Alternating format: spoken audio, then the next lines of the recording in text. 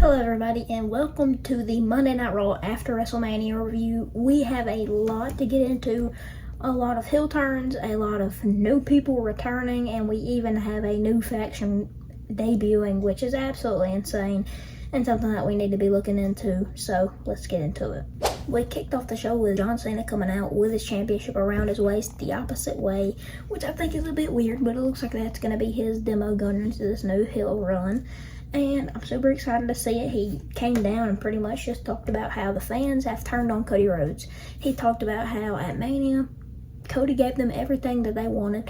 Cody gave them a shot to run with him, and they loved Cody Rhodes before WrestleMania, but Mania comes around and they start booing him.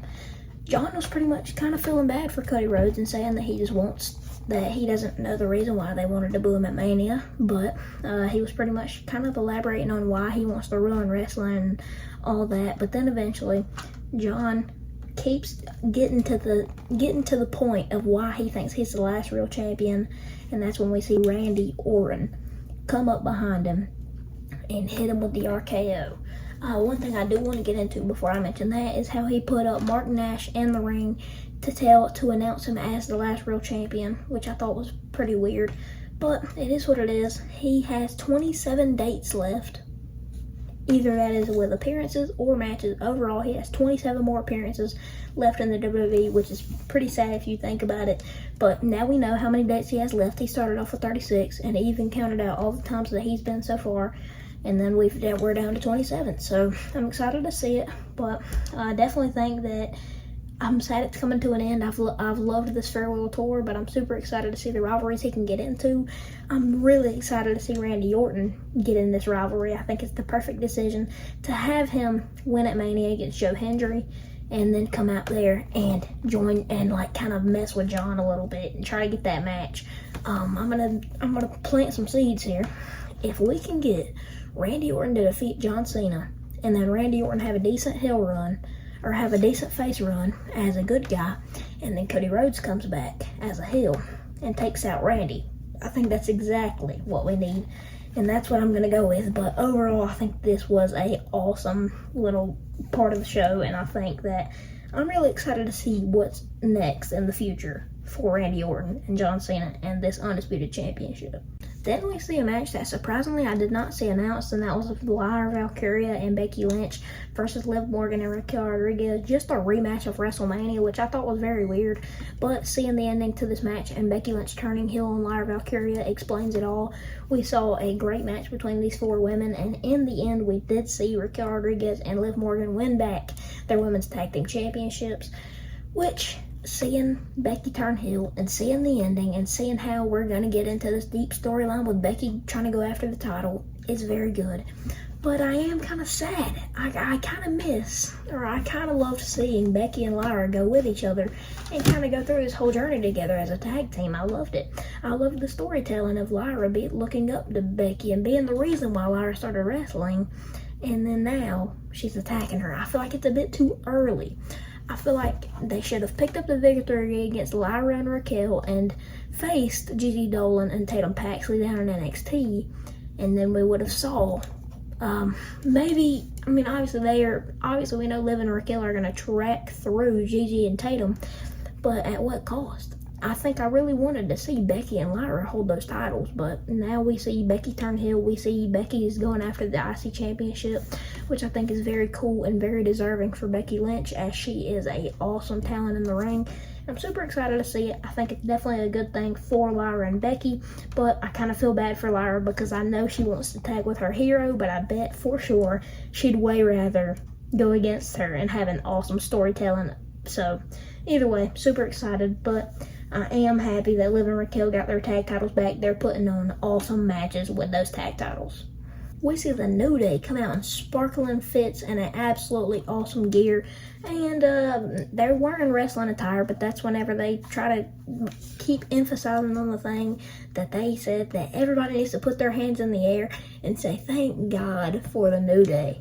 I think this is awesome. But then we get Alpha Academy coming out, and I'm going to say it once, and I say it all the time, but give Maxine Dupree a chance. I mean, goodness, put her in the ring. She's so good. We saw another demo of her tonight of how great she is on the mic, and we see almost every time she gets in the ring how great she is. We know in that Natalya and Maxine Dupree in that women's gauntlet match to see who will face Liv and Raquel at Mania, we know that was awesome. We know that was probably one of the best things for Maxine. We know that we saw a great little part from Maxine, and she was the only one that was in the ring during that match, and I think it was perfect. But either way, they come down, and Maxine calls them the Minutemen for the reason that Otis and Akira pinned the New Day, and eventually we see them back to have a match, and all of a sudden the lights go out. Then we see Rusev come out, and I was surprised we didn't see Lana. It is what it is. Rusev comes down and absolutely wrecks him, and it was awesome to see. But I am pretty confused, because why would you put a single superstar in the tag division with no tag partner? It's pretty confusing, but I did see a clip that he is coming to ruin everything, and I guess if you really look back at the card, there is no other place you could have found for him to return and destroyed somebody besides Jey Uso, and nobody would have wanted that. So either way, I think this is pretty awesome, but I am kind of bummed out that they wasted this return on Alpha Academy and the New Day. But I think that him attacking Otis and putting him in the clutch there was pretty cool, and I'm excited to see Rusev back. We see Io Sky come out and say that she was super excited for WrestleMania, and that she proved that she was the best at WrestleMania by defeating Rhea Ripley and defeating Rhea Ripley and Bianca Belair. And that is whenever Stephanie Vaquer comes out, we know she is the NXT champion, and she is a very dominant champion, as she defeated Jada Parker, Jordynne Grace, and Julia at Stand and Deliver, and that was a very cool moment there. But then we get the match announced, and that is Stephanie Vaquer versus Io Sky, a very back and forth match, a very awesome match. But halfway through the match, I'd say near the ending, we see Roxanne Perez attack Io Sky, and that is whenever we see Julia attack Stephanie Vaquer. Looks like we got a new duo on our hands. We know that now we see Julia and Roxanne attack Stephanie and Io, so I definitely am expecting that 2-on-2 match on Monday Night Raw next week. But we do know Stephanie Vaquer is defending her NXT championship against Roxanne Perez tomorrow on NXT, so really excited to see that. But overall, I think this segment was awesome, and the match was even better. We see Jey Uso come out to celebrate his championship win against Gunther at WrestleMania, and he comes out from the Shield's corner, he celebrates with the crowd, and we know what he always does. He was pretty much just explaining how grateful he is to win that championship, and how the fans have stuck with him through the thick and thin. And then we see Sami Zayn come back. Not as big as a pop as I was expecting. The fans were not really on one tonight. I mean, they were still great, but at the end of the day, it is Sami Zayn. He hasn't been here since the Elimination Chamber. I do feel like he should have got a better pop. But in the end, it was pretty cool. We saw Sami Zayn come out, and he started yeeting with Jey Uso. And first thing he did, he came in the ring and he gave Jey Uso a hug. We know they're longtime best friends, and we know Jey didn't like Sami at first, but then he started to grow a real relationship with Sami, and now we're just kind of elaborating on that. But one thing I did want to point out, it felt very sketchy. Sami Zayn on the top rope with Jey Uso felt very sketchy, and it felt like that Sami was going to turn heel on Jey at any moment. But then, as soon as I felt like we were about to get the real heel turn, we saw Jimmy Uso come out, which I was like, alright. But I thought that he was going to point out that, hey, Sami might turn heel on you right here, but he didn't. He pretty much you seen the great smile on his face, and they were all just celebrating together in the ring. But Sami Zayn definitely knew what he was doing, because he kept jumping back in the frame, making us think that he was going to attack Jey. But in the end, just a great segment, and I think for sure that Jey deserves it, and I'm super excited that Sami got to celebrate with him tonight. Then we see a bit of a routine here. We see Dominic Mysterio come out and defend his IC championship against Penta. We know that he did defeat Penta, Braun Breaker, and Finn Balor at WrestleMania by hitting the frog splash on Finn Balor and pinning Finn Balor and winning those championships. So I think this was a very good match, very good in-ring match. But for Dominic Mysterio to win this match, I definitely thought there was going to be some shenanigans with Finn Balor costing Dominic. But in the end, JD McDonough returned and came back from injury. And And overall, just like it was just so awesome to see him back. He ended up pushing Penta off the top rope, and that gave Dominic Mysterio the opportunity to hit the frog splash, which won him the match and helped him retain his championship, which is obviously the right decision. I feel like if you're gonna pull the trigger on Dominic Mysterio, you need to do it 100%, and that's what they're doing right now, which I'm super happy with, and I think he fully 100% deserves. But then we see something that was announced to us or advertised to us over the night, and that was Seth Rollins and Paul Heyman. They come out. We see Paul Heyman give that interesting smile and confused look at Seth Rollins, and then Rollins gets to talking about how he stole Roman Reigns' wise man and he stole CM Punk's best friend, and he was pretty much just rubbing it in the face of CM Punk and Seth Rollins.